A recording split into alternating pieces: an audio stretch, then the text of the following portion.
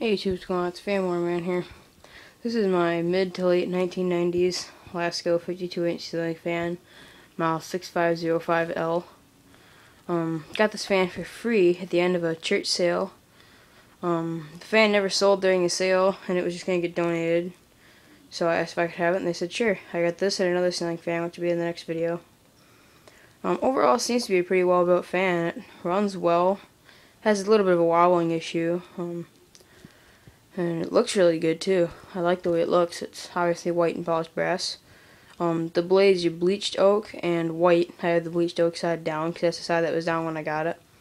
I've done no repairs except straighten out one of the blades because when I first ran the fan it wobbled really bad. A lady actually told me one of them got bent while the fan was being taken down. Unfortunately, it is flush mounted. Never had the downrod to it or the ball and socket or anything. So that sucks. Trust me, I'd much rather it be downrod mount. Make it much easier to uninstall, but whatever, it's alright. Overall, seems to run well. It has a stack motor in it, that's really cool.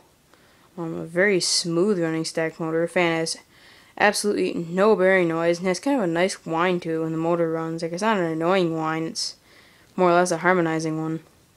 Like, it works good. As far as I know, those are the original shades. They look nice and they look good on the fan, so I'm going to keep them for sure. This is obviously a Emerson turn of the century copy fan. And it actually does say Lasko on the switch housing right over here. Right up there, it says Lasko. But anyway, that's it for this video. So, as usual, thank you for watching and have a nice day.